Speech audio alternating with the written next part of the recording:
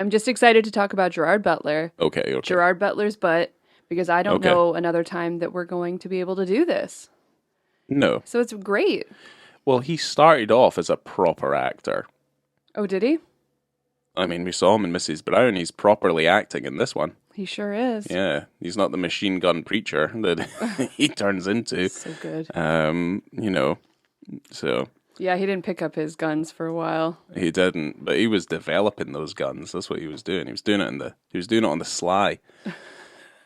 busting nuts and fucking building guns, Become the beefcake that he is today. He is a beefcake. He is a fucking beefcake. Yeah. God bless Gerard Butler.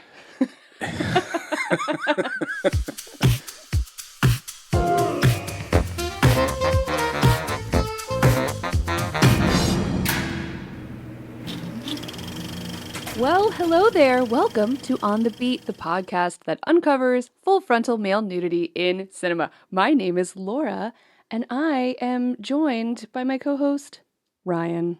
God save the Queen! Save the Queen! My co-turkey. Yeah, I don't mean that. I'm just quoting lines from the movie. I am a staunch anti-monarchist, I would say. That was creepy. Yeah. It was creepy. I didn't like how it I didn't feel good on Well, you. the thing is, like, when Billy Connolly does it, I can't really take it seriously either. It's just him running around the dark woods with a handgun. Wow. Professionalism at an all-time low. How dare you? Here's the fucking issue, right? I'm here, I do all the technical stuff, I've got so many things, you just have to come here and talk. That's right. Yeah. I'm very important. Yeah, right, okay, well... We are here to talk about the 1997 drama Mrs. Brown. Mrs. Brown. Starring Judi Dench, Billy Connolly, Geoffrey Palmer, Anthony Sher, and Gerard Butler. Yeah. This film was directed by John Madden, and if you please, I will drop that synopsis on you real hard right now. Okay. From Letterboxd. Please. When Queen Victoria's husband, Prince Albert, dies, she finds solace in her trusted servant, Mr. John Brown, but their relationship also brings scandal and turmoil to the monarchy.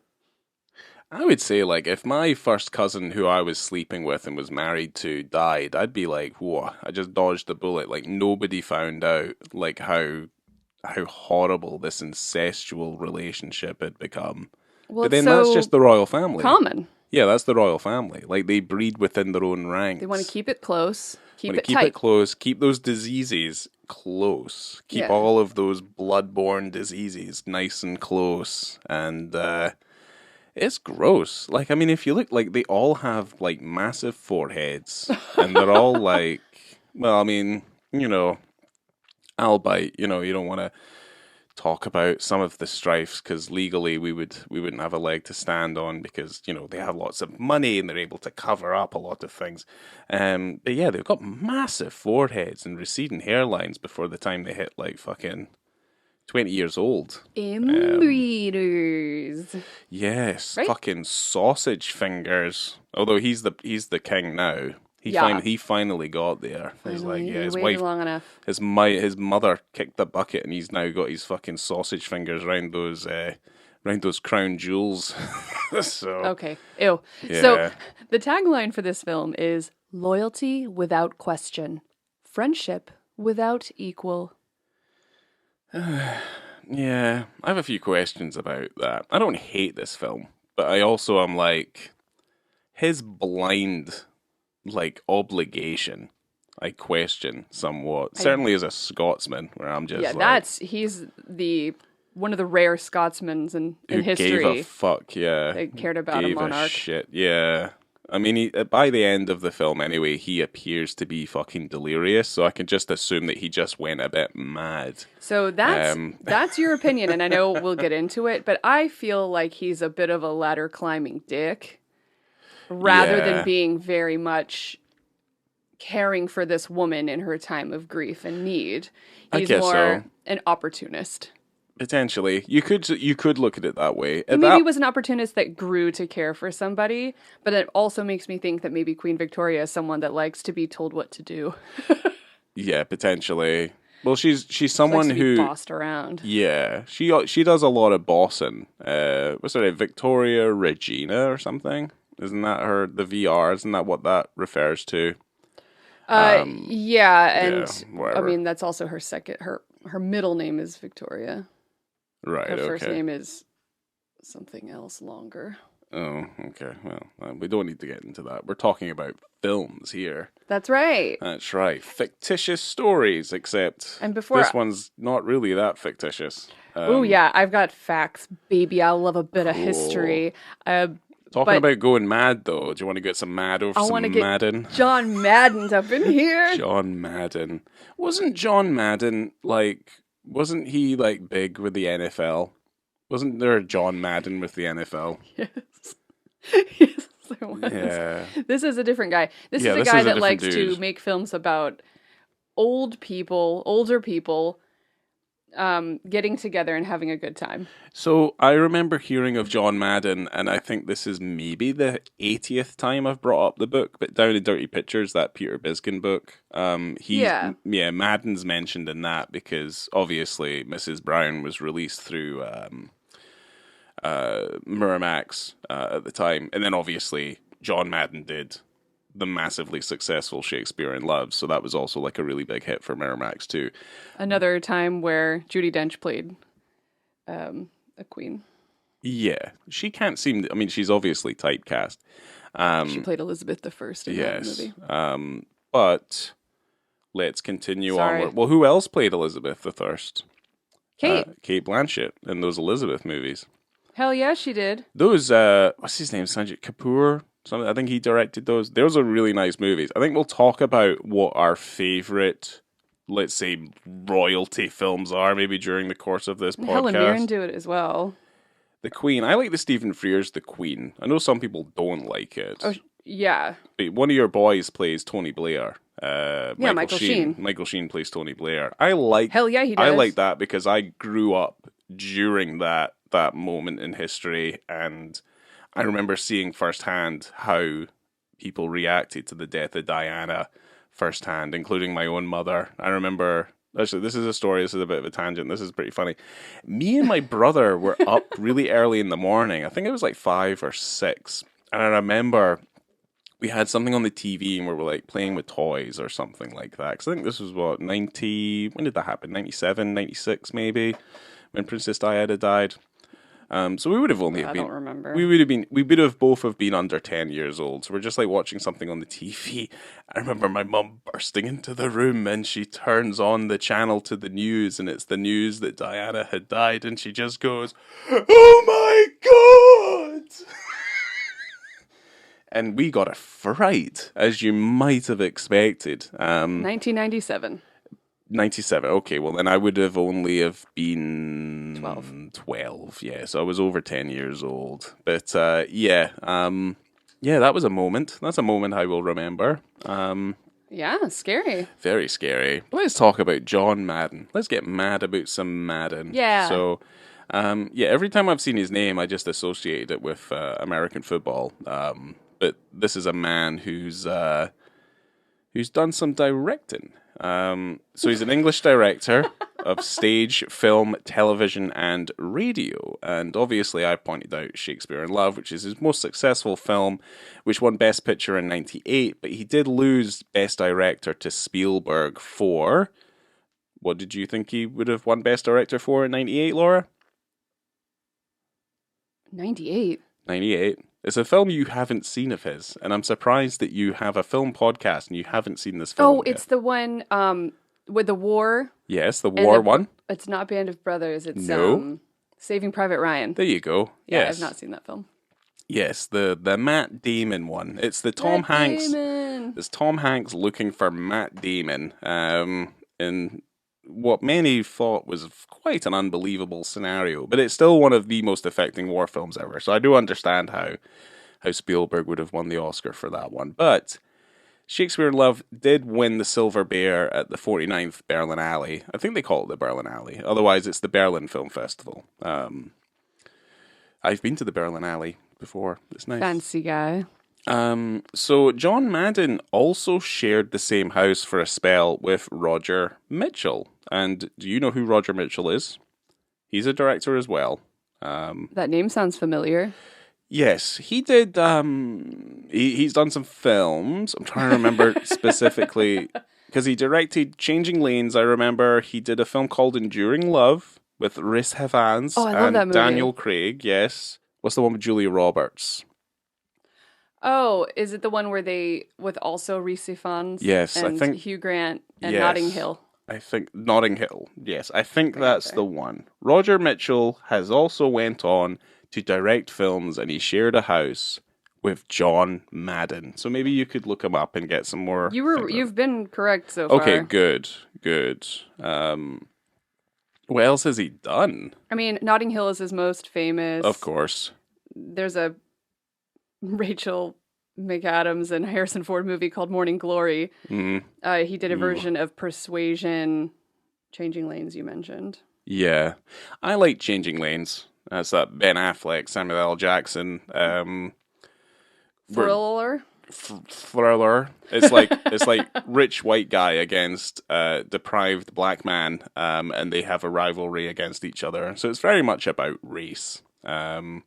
It's weird. It's a weird one. Changing lanes, trading places. Yeah, kinda. It always involves race, though, doesn't it? Like, it's always kind of just like, what will the audience understand? It's like, here we go.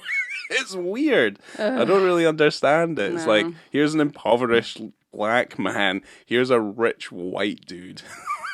It's like, okay. Well, let's destroy the white man. Yeah, well, that's what Changing time. Lanes is about. It's time. Yeah, well, that reminds me of who's the guy from it's from Radiohead? Who's it? The Tom York. Tom York. He did a speech. I don't know when, but he did a speech in regards to like how people view people like folk who wear like the hijab and stuff like that. And he said, the only people that have ever caused me any level of strife in my life have been people in suits, like men in suits. So like when the banks needed bailed out, they were in suits. When we were all struggling during austerity, there were men in suits. So like they were like, well, why are we banning people wearing the hijab when we should be banning people who are wearing suits? Because that's where obviously all the strife and the issues come in from from modern world. Yeah, I thought that is correct. You are correct. Although that's obviously not to take away from the fact that there are still terror things going on in the world. Anyway, it doesn't really matter. Yeah, there's some really bad shit. Yeah, there's some really bad stuff. John Madden. Bad people are bad people, let's just put it that way. So, he started working TV. So I've listed down here Helen Mirren's Prime Suspect 4, because I think Prime Suspect 4, that was like the fourth series of that, and that's when he joined. He also did episodes of Adventures of Sherlock Holmes and also Inspector Morse as well. Nice. Which are all back home, very popular shows during the late 80s into the 90s. And we'll just kind of get into his films, and I do recognize quite a few of these. I bet some of them are An Exotic Hotel. I mean, there's two of them. Yeah, I don't like those films. I love that shit. Give me some like a chatty older fucking folks. saccharine sweet Love nonsense. It. Yeah. So in 93 he made Ethan Frome. In 94 he made Golden Gate. In 97 he made Mrs. Brown, which is what we're looking at. He followed that up with Shakespeare in Love in 98, Captain Corelli's Mandolin in 2001, Proof in 2005, Kill Shot 2008, The Debt 2010. Then in 2012 and 2015 you have The Best Exotic Marigold Hotel, and then The Second Best Exotic Marigold Hotel, nice. Which I hate. Nice. Miss Sloane, which was that Jessica Chastain movie in 2016, and then a film that I'm actually interested in seeing because I'm interested in the book is a film from 2022 called Operation Mincemeat, which was a book by Ben McIntyre about a true story of British espionage during the Second World War, where they take a man's body, give it a false identity, and then place the body over enemy lines so that they think that some certain people are dead. And and then they're able to infiltrate. It's very interesting. So I would be interested to see the film version of that book. Wow. But yeah, that covers John Madden, the crazy American football English film director guy. As you can probably tell from like the sort of stuff that he makes, like I don't know if like you want to do like a James Ivory with this one, because I guess like, you know, Ivory has his little pocket, and we do like Ivory. Madden also has like his little pocket as well, where it feels very much, it feels quite classical. And I would say Mrs. Brown is quite classical filmmaking. You know, it's a period drama, so you kind of have these... You have these parallels, these comparisons and stuff that you end up making. I don't think Mrs. Brown is a particularly exceptional film, but it does, like, there's parts of it that are nice. You know, most of it is set up in Balmoral for the most part. So there's some lovely scenery and there's some nice things about it, but you're not really getting anything other than just, here is a telling of the story. And here's two fantastic actors telling you this story. There's not a bad character in the piece, really. No, Judi Dench and Billy Connolly are effectively chewing it up. They're hoisting this thing up.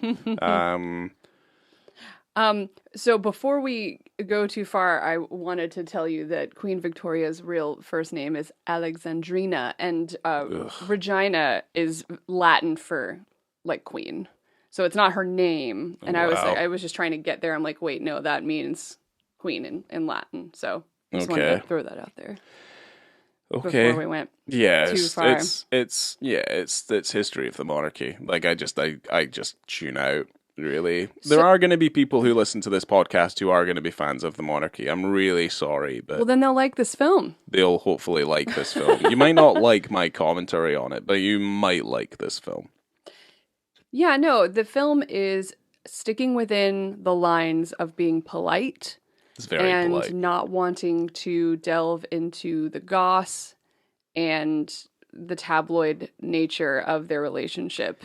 So they keep it really, really, really safe. It's incredibly sedate. They do tend to blame that on the fact that John Brown's diaries were all destroyed. Also, Queen Victoria's, all of her diaries were edited by her youngest daughter, Beatrice. So getting the truth and getting the real story of what was going on, she would obviously, as a queen, kept her cards close to her chest. Like, did she bone this man?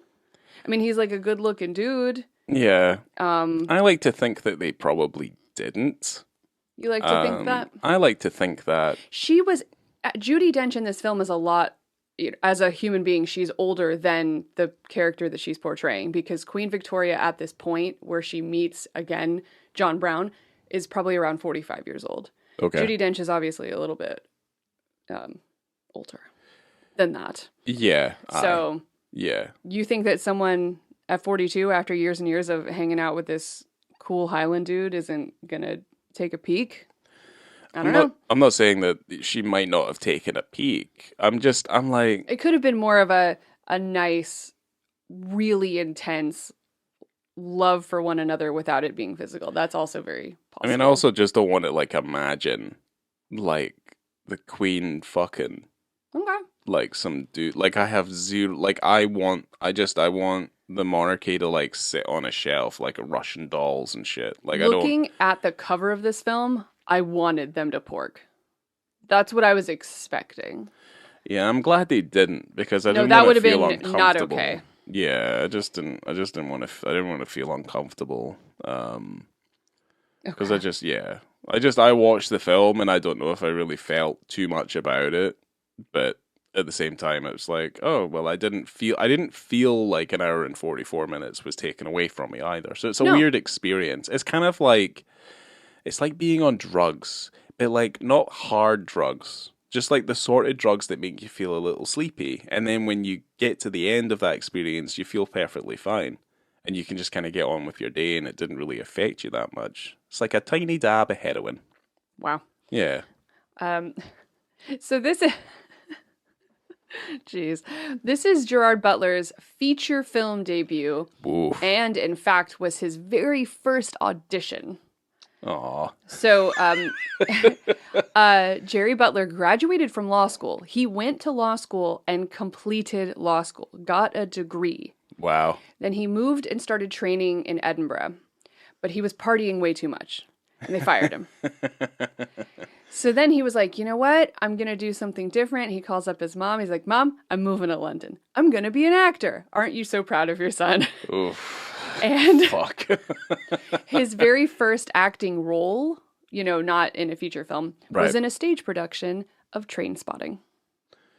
Okay, I think I've heard this before. Yeah, I think I've heard this. Also, I think it was during one of his off days of shooting Mrs. Brown, he was having a picnic with his mother at Taymouth Castle, and he heard someone yelling that their friend was in trouble, and this kid was drowning in the water. And Jerry Butler jumped in and saved this 14-year-old kid's life. Oh, Jerry. Oh, good for you. And he also recently went to his wedding. Wow. They Okay. kept in touch. What the fuck? Like, what is he like?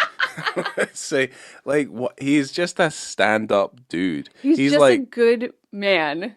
He's just a good beefcake man. He's from Scotland. Is that all the men? Not all the men from Scotland. No, are and all the men from Scotland are like, well, no, I'm not going to say everyone from Scotland is a good man or a beefcake. Yeah.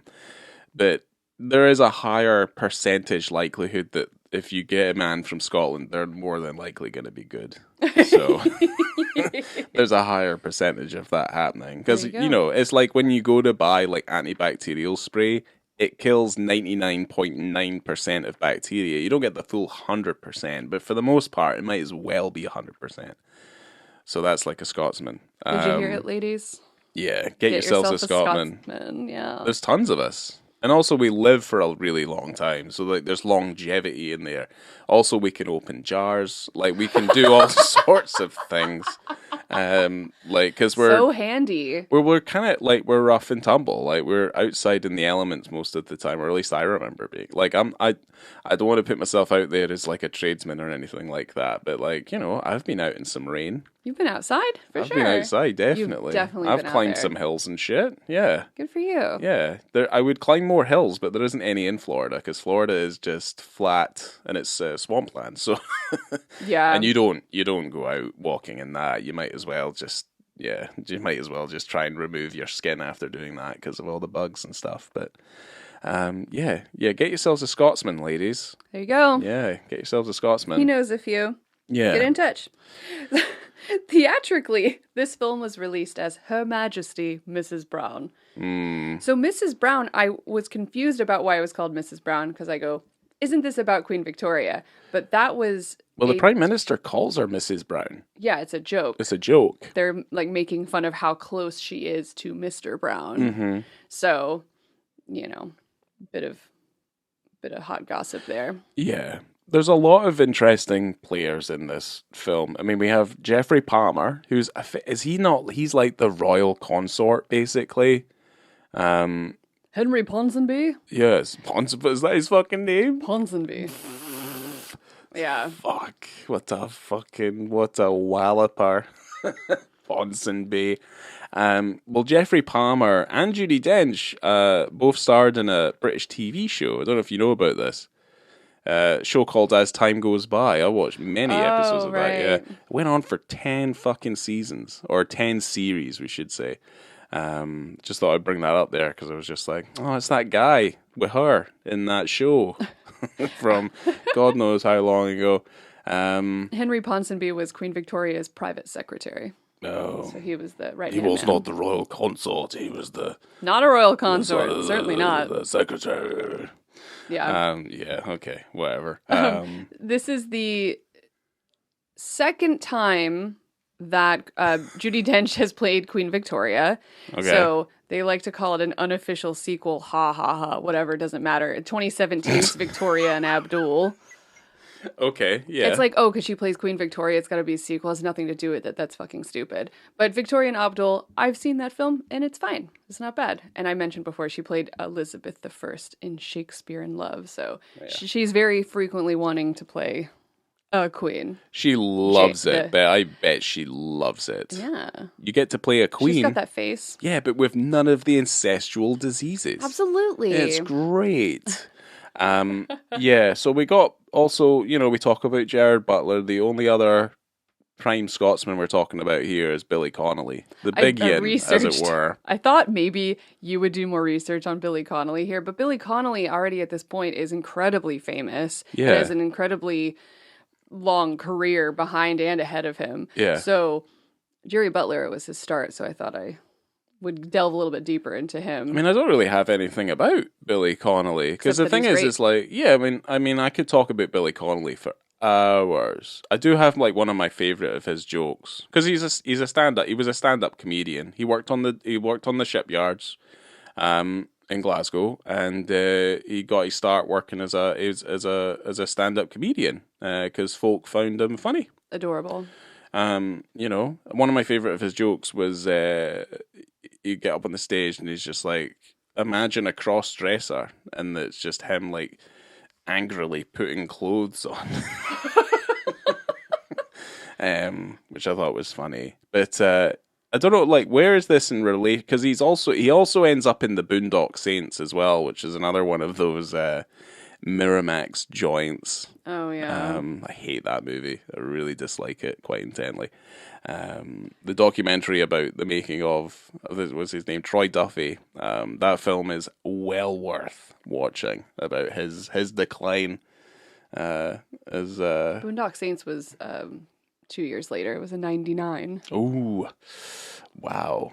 Yeah, fucking Boondock Saints. I didn't think that movie was that bad. I don't remember it that well. It's completely forgettable for the most part. Willem Dafoe's and in there's it. also okay, that's fine. I mean, he's also like really hamming it up in that movie as well, because he has to, because the fucking material is so thin. I'm gonna watch Boondock Saints later. You should. You know what you should do? You should watch. There's a documentary about Troy Duffy, who was the writer and director of Boondock Saints. Maybe it was called.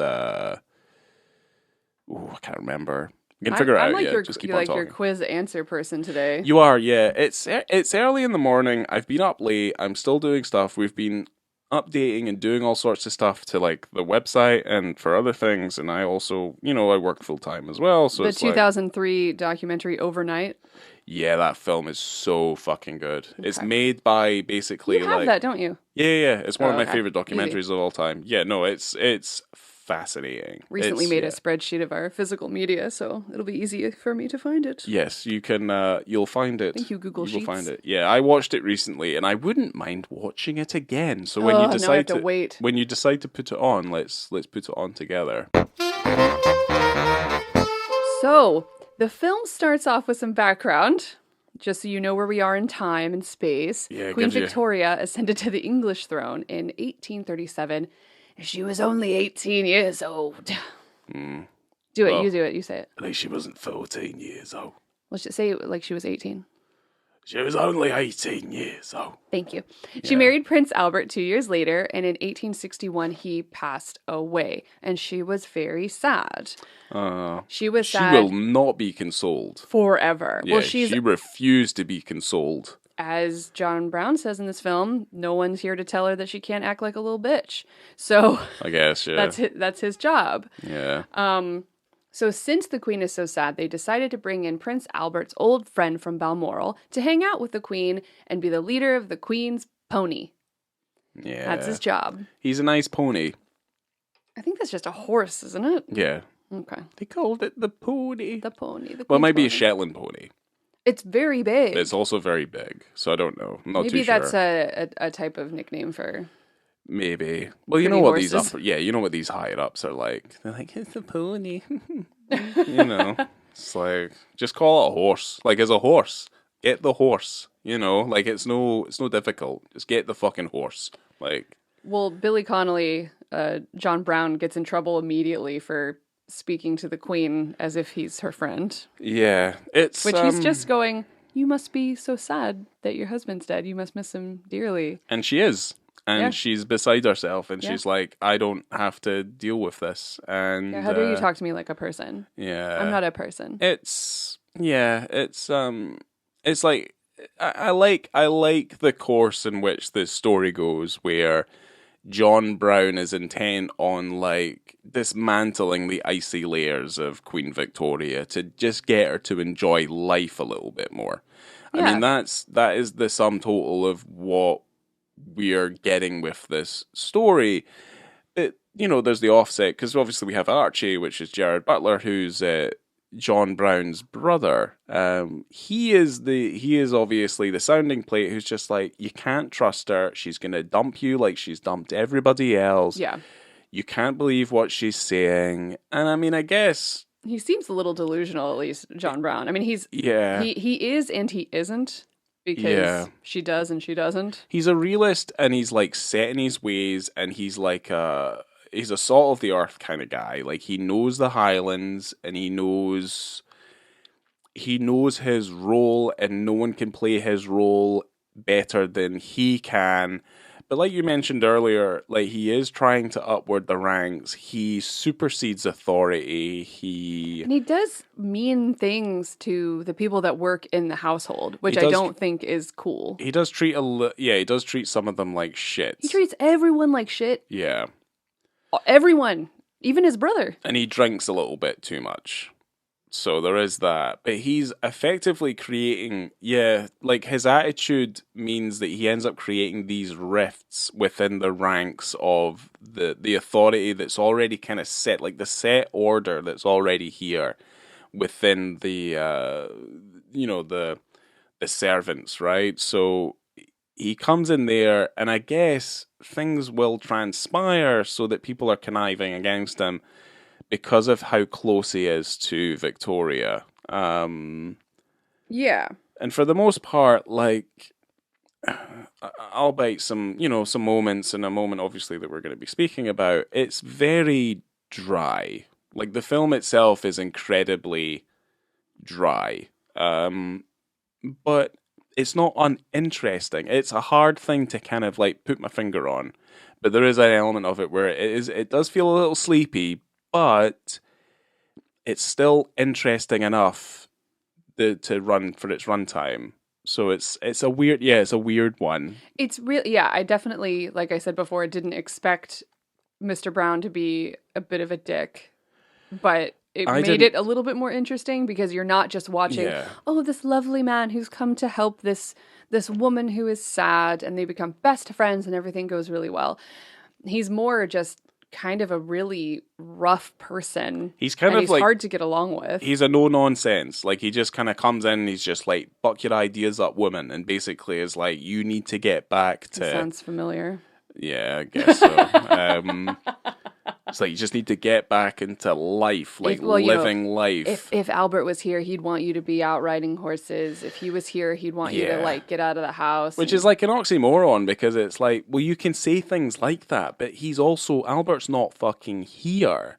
So you can say all those things. I mean, that's fine, but I'm also kind of like, there's like, at least even though I don't respect it, like, I understand, like, this level of authority. And he can't just walk into a room and be like, well, your husband, and I don't care if she's the queen or not, your husband would have wanted you to do this. I'd be like, fuck off. That's true. Yeah, I'm like, I mean, he's probably not wrong. Like, well, no, that's not true, because if I passed away, I'd want you to be miserable forever. Well, joke's on you, motherfucker, because I'll finally get out of it, I guess. No, I don't know how I'll fucking react. That's a horrible thing that I now have to think about. Like, why did you do that? That's fucked up. There is a moment when she does start getting out, because Mr. Brown's very headstrong. Yeah. And he keeps standing out in the courtyard with her pony, and she's like, get him out of there. Stop letting him stand out in the courtyard. It's bothering me. I don't want to go riding, until she eventually is like, fine, I'll go. But then it starts getting her out of the house more. And there's a moment where she goes, oh, I want to go swimming. Mr. Brown says the water will be good for me. And it's one of those moments where I really like seeing period appropriate swimming outfits. Yeah. That are so insane. So like waving a balloon.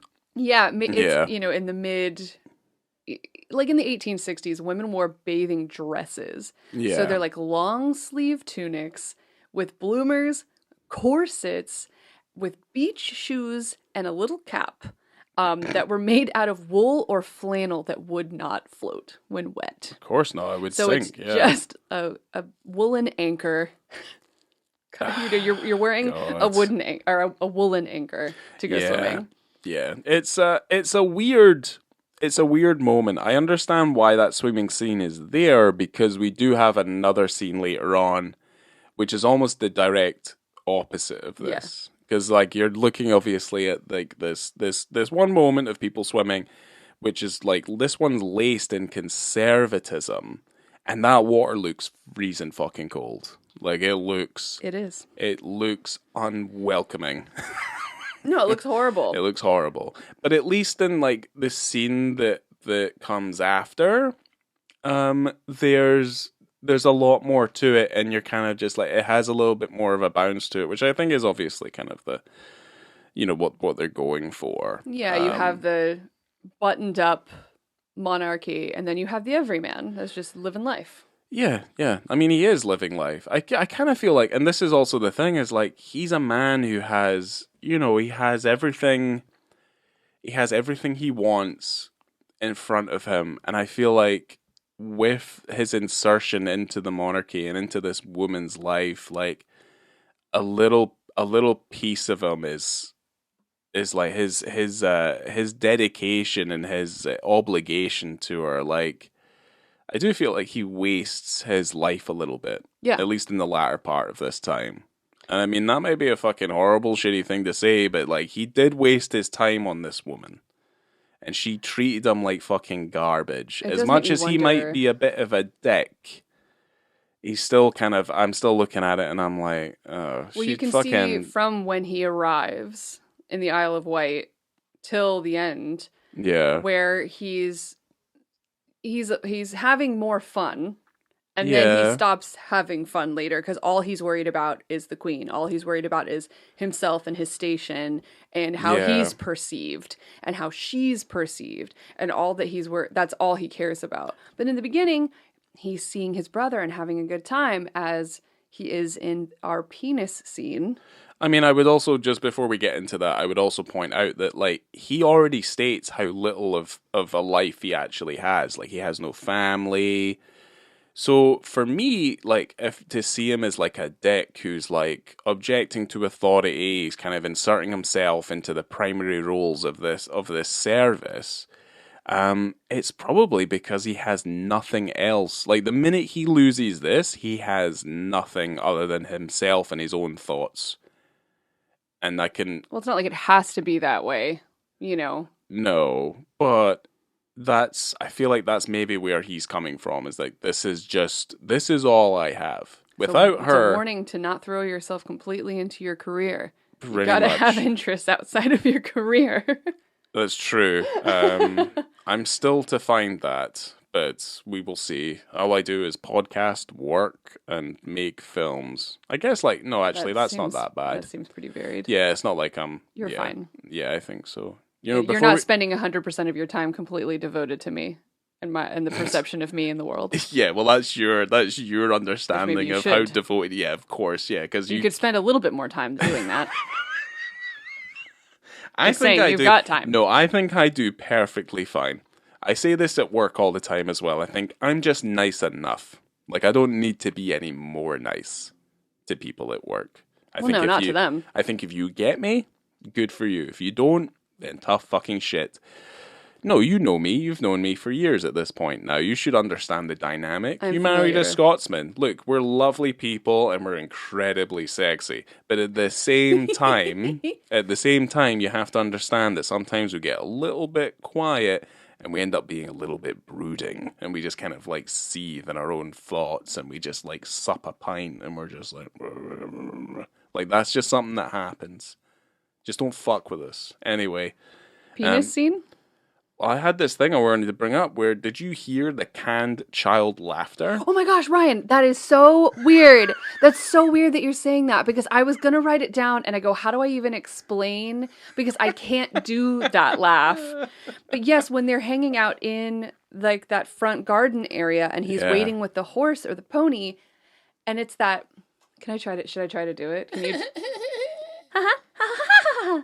Yeah. It's that classic canned child laughter. Yeah. Mm-hmm. I'm sure we can find it somewhere on the internet. Maybe we can insert it. It's like the Wilhelm scream, except it's like the Geoffrey chortle or whatever you would call it. That's so funny. That's so funny that you brought that up, because it was really striking, and it happened. And then there was like another canned child laugh right after that wasn't. Yeah. And I'm like, oh my God, it's like it's a laugh. It's a child's laugh you've heard countless times that's been inserted into certain that's never things. Happened in real life. That's never happened in real life. No child laughs like that. But like in context, like in that scene, it's fine. But like if it was in like say a dark hallway, like it would be chilling. Yeah, because it's not a good laugh. I'm glad that maybe I haven't heard it in a modern film in a while. So that's good. I think maybe they've learned not to continue using those. If they didn't need to do any child laugh noises at all, you see the children, you get the point. But every time I think of like the idea of like child laughter, it reminds me of something Carl Pilkington said on his show, where they asked him if like something that they thought was like scary, and he went child laughter. Yeah. And it's kind of, it comes a little bit out of left field. It's just like, he just didn't think it was right. And I agree. I didn't think it was right. Amazing. So. Oh dear. Right, now we're back to... I'm just twiddling my thumbs, waiting to talk about penises. Dick scene. Okay, yay! 29 minutes and 54 seconds into this film, we have kind of the opposite of the Queen bathing scene, where we get Scottish men. It's bathing John, scene. John and Archie. They're having some fun times. Having some fun times. They're singing, they're laughing and stuff. They just strip off and they run into the water. They sure do. Yeah. So that's it. Yeah, they strip naked and run into the water. It's a shot from behind as they're running towards the water. So those penises flap up and down. So you see, because Billy Connolly's no stranger to getting nude and stuff in like, because he's done it in like his TV shows where he like traveled around like Australia, and he did it in Scotland and stuff like that, where he'll just like strip off and he'll go into some water and stuff like that. Like he's done that countless time. Yeah.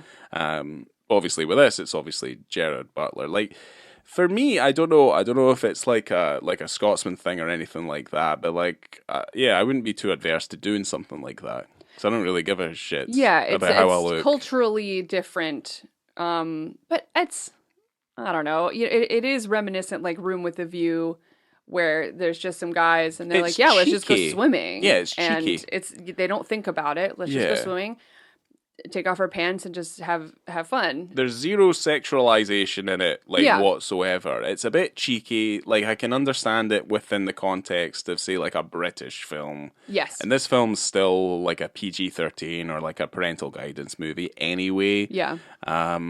So, there's no romantic element, and obviously, it's two brothers. I know we're talking about the monarchy. We're like, but these two brothers aren't fucking each other.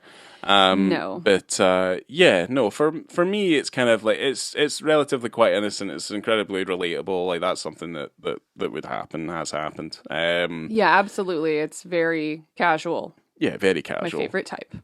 And you're seeing it from behind, so you're seeing things like flopping in front, Yes. And they're in the water. But I do like he's in the water, and there are moments where you think you see a little bit more when they're in the water. Certainly Billy Connolly and everything, because we see it more from the front.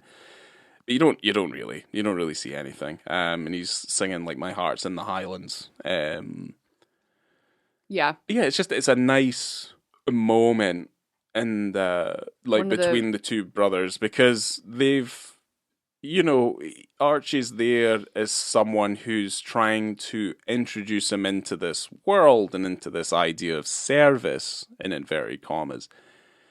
But then obviously John's not really adhering to the already quite set rules and parameters that are let's say ancient. Let's say, because nothing has changed from, say, the 1800s, from, say, the rule of thumb from the 1600s. So, it's the same traditions and things. So I guess this is a moment that's, I mean, it's one of the few light-hearted moments in the film, which is something I kind of quite appreciate, because for the most part, it's quite dour and it can feel a little bit dark. Because Right. I guess they're trying to make a contrast between, you know, the bubble that she's effectively like housed herself after Albert's death.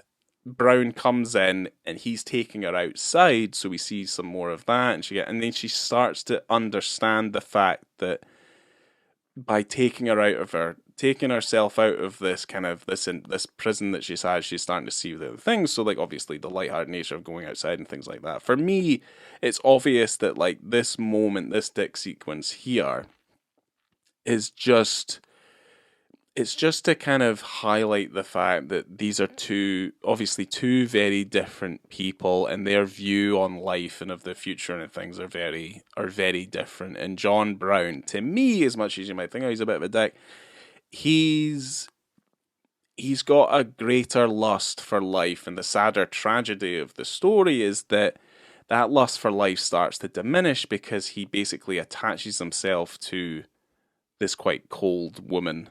And he starts to be more insular, as opposed to feeling like he has a level of freedom, you know, where he sets up barriers for himself that he's not able to continue the way that he originally was. So these two scenes happen, you know, with the Queen and then with Archie and John Brown happen really close to each other. So you're just setting up that dichotomy of the differences between their two characters. Yeah. And also just kind of showing again the relationship that he has with his brother. Yeah. That does fizzle out a bit eventually. It does, yeah. So it's a real shame. They actually filmed that scene in November. Fuck. Mm-hmm. And they had ambulances waiting nearby because they were constantly, you know, they ran into the water, and that's one thing. But then they're talking outside of the water, and they had to be constantly doused. So they were wet all the time while they were filming. So the ambulance were waiting nearby because it was freaking freezing cold. And Butler almost had the onset of hypothermia by the time that they were done shooting that scene. He ended up being fine, but yeah, he did have to get checked out. Yeah, that's rough. To make sure he wasn't going to be incredibly ill. So he's like, great first film. Filmmaking, guys. Fun. Cinema. And it's so funny, I don't really have a lot after that, except... I basically have very little, other than we just kind of wrap up the story. Yeah, well, you can tell everyone, the people that work for the household, the public, I mean, the monarchy's in danger at this point, kind of as it has been for a long time. But everyone's annoyed at their relationship because they think that John Brown has too much influence over her, and she kind of does whatever he says. Yeah. And then he kind of becomes like the mouth of the Queen. Mm-hmm. And I don't know. The public people were annoyed when she was sad. And now they're annoyed that she's feeling better.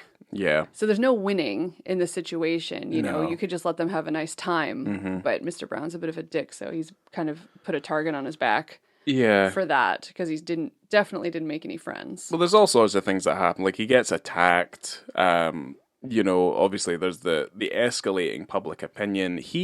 John Brown's then influenced by the then Tory Prime Minister, who comes over there and has like private chats with them and stuff to basically try and coax Victoria back into public service. Because effectively, she's been out of service for, let's say, like 4 years, 3 years or something like that by this point. At which point, I would also be like, we're fucking paying your fucking bills, so get your ass on that stage and fucking show yourself. But then she makes herself a target because of the nature of how she's, like, enclosed herself. So, like, there's assassination attempts, John, basically, because of the illness that he then develops, it's like he's almost in a state of delirium. Like, he's not able to look after himself. He gets attacked. It's obviously like a planned attack from, we're not 100% sure, from outside sources. Could be the service staff, could be anybody. And he still feels this level of dedication to this woman, even after she's abandoned him, treated him as and after like the assassination attempt, like that's one of the greater insults of the film in general, is that she dedicates a particular medal to him, and it's in regards to service, his devoted service. His devoted service. When really, the thing is like they're meant to be best friends, and she is treating him like a consort, like someone that she can confide in, like a friend, effectively, because she doesn't really have that. She has people that serve her, but she doesn't have anyone that she can talk to. She doesn't really like her children. Her children are they're a bit petulant. Adult children. And the people who are serving her are trying to do things in her best interests without really consulting her. So for the most part, she's effectively a prop for the nation to parade around, but her attitude's fucking terrible. But then you also have John Brown, whose dedication and loyalty to her is not being reciprocated by the friendship. And then effectively what happens is he just gets sick. They kind of reconcile a little bit, and then he just fucking dies. And I kind of think like the end of the film, to me, it's a little bit hard to stomach. It kind of just like, it happens. It's very quick. It's hard to know what really transpired, if it was really that stark at the end, or if, because the way that she talks about him and the way she talked about him, in reality, is so admiring and loving, and she's just pouring affections upon this man. Like, she wanted to write a book about him, and everyone's like, don't do that. Just stop.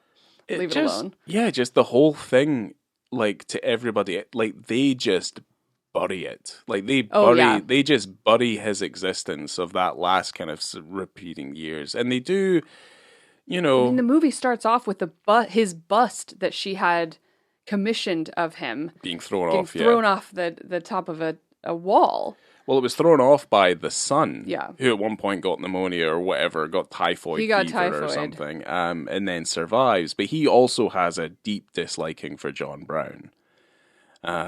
Again, he's a petulant child, but at the same, who ended up becoming king and becoming a really popular king for like 10 years.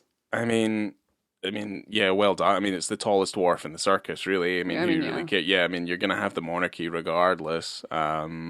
Because again, they continue to breed. But the thing is like, the film just kind of ends, and there is that controversial moment where you do see Geoffrey Palmer's character with John Brown's book, which I think is definitely it's the filmmaker's nod of like, they just secretly got rid of the diary, obviously, when really there's no proof otherwise that anything like that happened. I mean, who is really to know the true story behind these two individuals? It's all from third-hand accounts anyway. So there was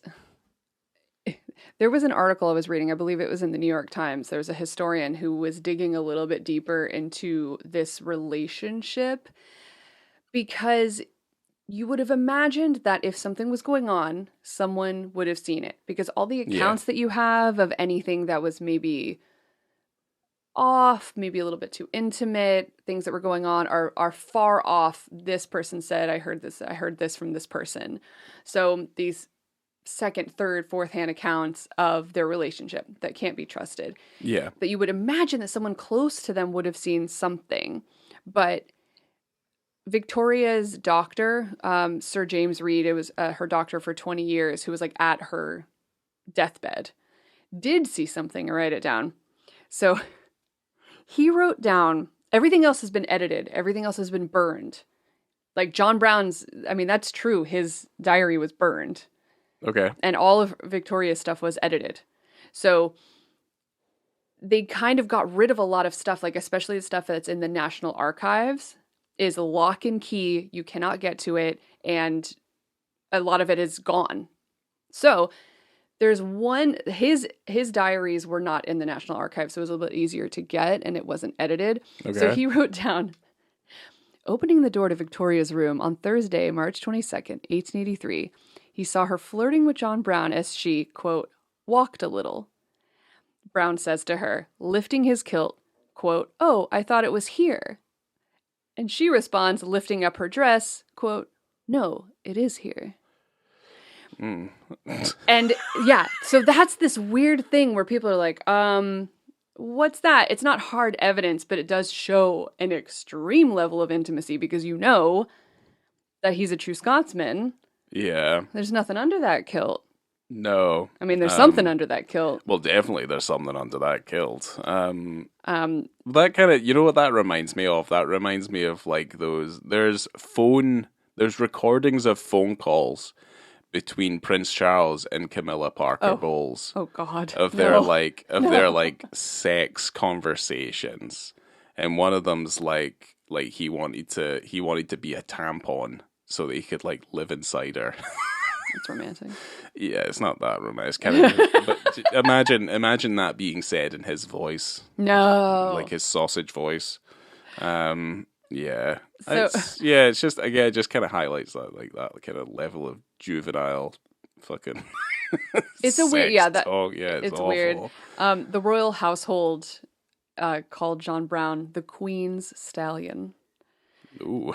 Yep. And Victoria wrote to Mr. Brown's sister-in-law after he passed. Okay. And said that he was the best, the truest heart that ever beat. And you have your husband, your support.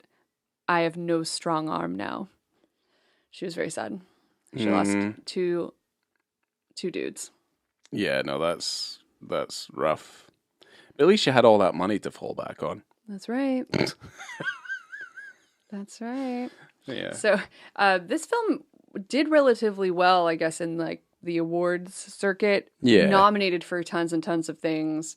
Won quite a few things. It was nominated for the Best Film BAFTA.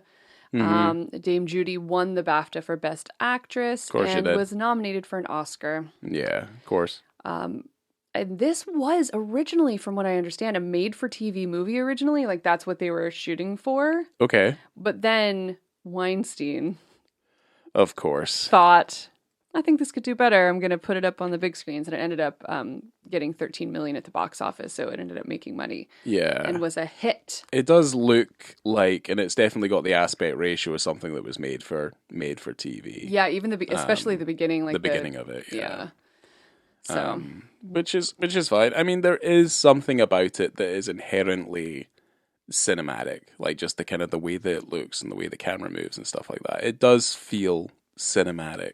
Yeah, I love they go up on the hills. They go up on Loch Nagar. Yeah, I went there. I think it must have been after we were married, you and I. Okay. And it's right near Balmoral. Yeah. And they make a whiskey there called Royal Loch Nagar. Huh. And it's delicious. And I went there and had a tour, and it was wonderful. And it's really expensive to get here in the States. I used to drink it all the time. Yeah. Back then. Yeah, I mean, obviously if you go to drink whiskey in Scotland where it's produced, it is cheaper. Yeah, no shit. And it tastes better.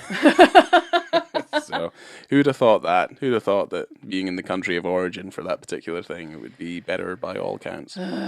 So great.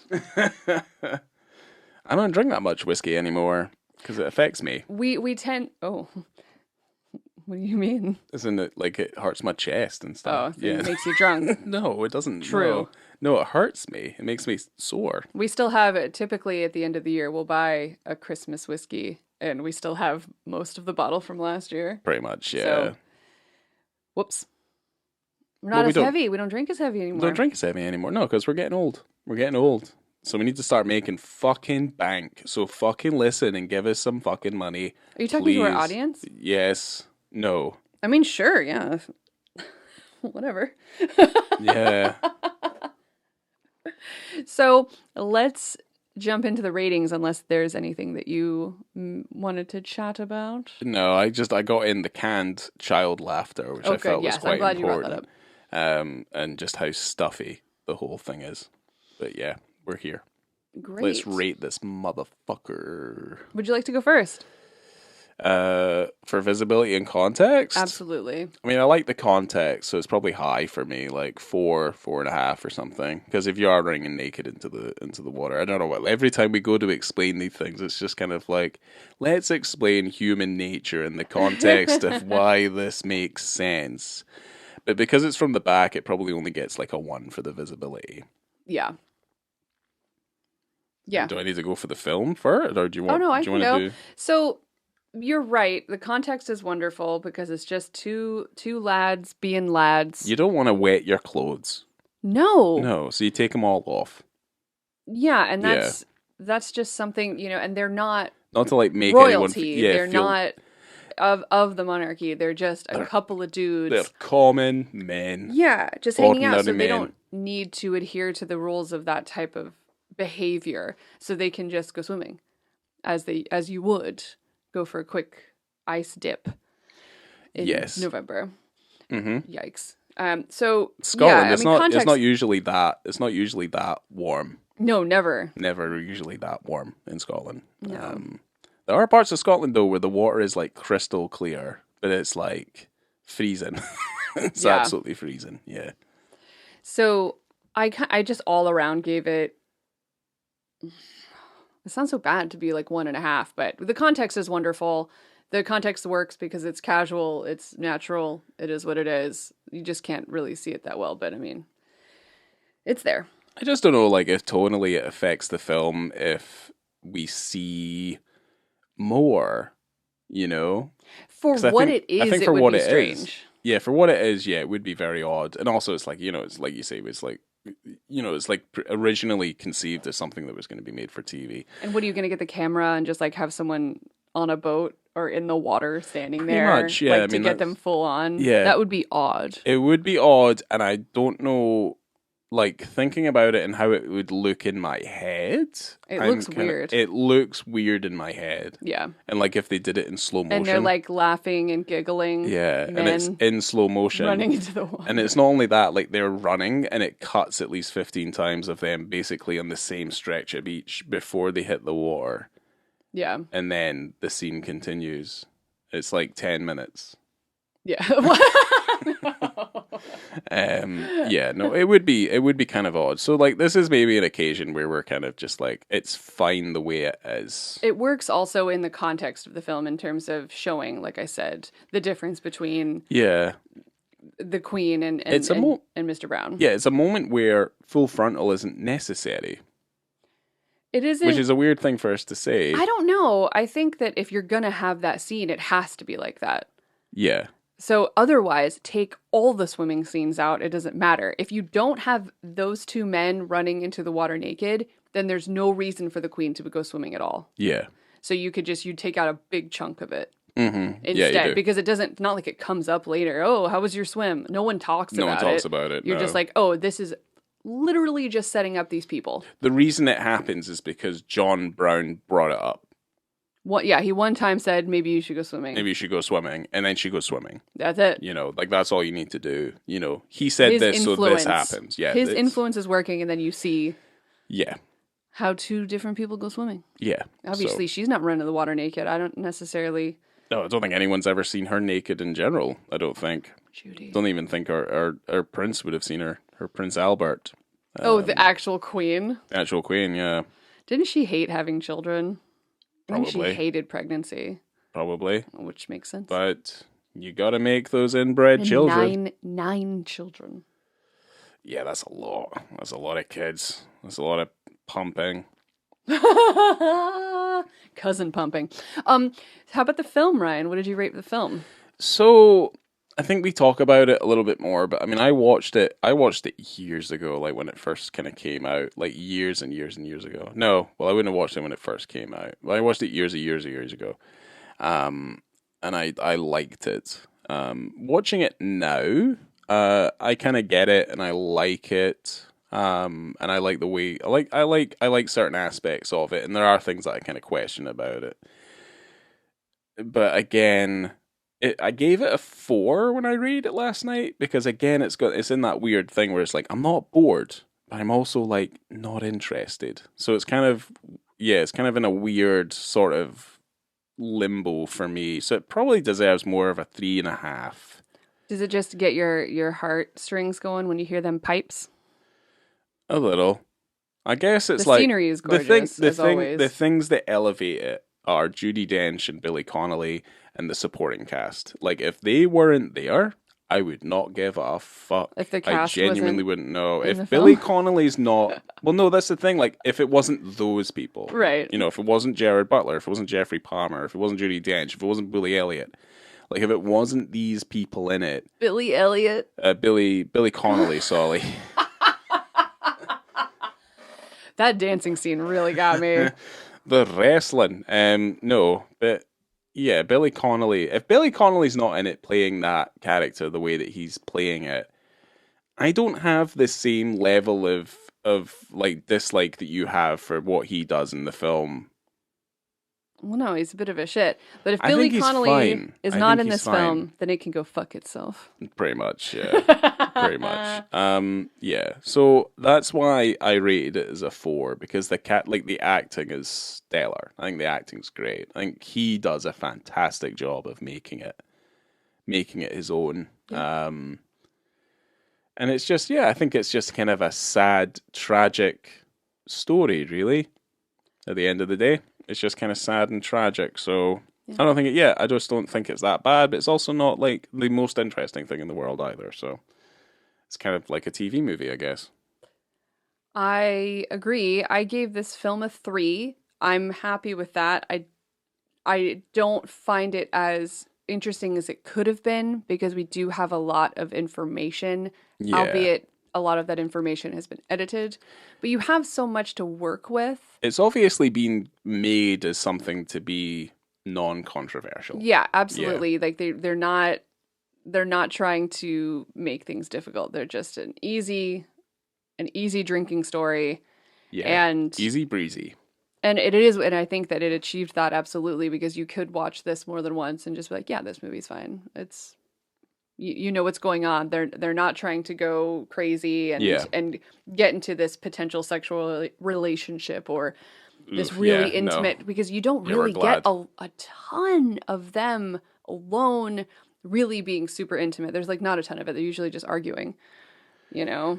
Yeah, but you can guess like the intimacy. I mean, that is intimate for what we're working with. From the conservatism that they set up within the movie, and from the, I guess, like from the initial conversation that Geoffrey Palmer has with Billy Connolly, they do realize that like John Brown oversteps his bounds and people can see it happening. So like when she's on the horse, he's just like, fix your foot, woman, all this sort of thing. Like that's stuff that just no one else would be able to get away with, but he's just able to. Yeah. So there are levels of intimacy within the film. We just don't have to see the full-blown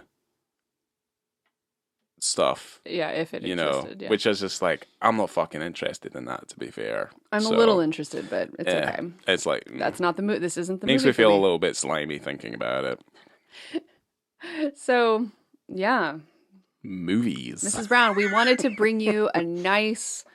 easy breezy movie for this was one of mine. Thanksgiving. Yeah, this was one of mine. You brought this. You brought this to me. Yeah, I brought this to you. I said Mrs. Brown's definitely one, and you're like, "Is it?" And I'm like, "Yep." Well, we thought around Thanksgiving we'd give people some nice scenery. Yeah, something not too long. Nice stuff. It's on Showtime. Yep. So you can watch it there. It's just, you know what? It's fine, and you could watch it with the fam if you wanted. And like you can. You know what? It's incredibly unadulterated. Like it's just a nice little story. Yeah, it's just you might like it, you might not, but you're not gonna hate it. But you're probably not gonna love it. It's kind of somewhere in the middle. Great. Wow. Well, thank you for having this chat with me, Ryan, and bringing Scotland back into the mix. I mean, if I'm going to do anything, I mean, this is, how many Scotland films have we done now? At least 3? At least 3 that I can think of at the top of my head. Yeah, I mean... Yeah, that I can think of the top of my head. There's 4. But, I think it's about 4. Yep, everyone, make sure to follow us on Instagram. We'll drop the movies that we're doing next on there. Yep. And if you have any films that you think we don't know about, send us a message. Are we on TikTok? Yeah, we are on TikTok. Why are you asking me if we're on TikTok? Well, because of course sometimes we do it and I forget. So yeah, we're I on do there it too. all the time. I'm So up there TikToking my tits out. Like, it's TikToked. If you want to see our episodes visually, kind of in a format that Ryan creates, it's on YouTube as well. We do like little clips and stuff, and we put them online to incentivize you to want to listen to the whole thing. So yeah, you should go out there, listen to the little clips, because sometimes they're funny. Sometimes. So, otherwise, you're just getting fucking information from a couple of folk who just love movies. Wonderful. Yeah. Well, coming to you from Balmoral. Why? Why are we at Balmoral? I don't know. Just because I wrote it down. Leave me alone. Okay. That's my part. I have been Laura. I am Ryan, a Scotsman. Wonderful. There he is. All right, woman, let's go.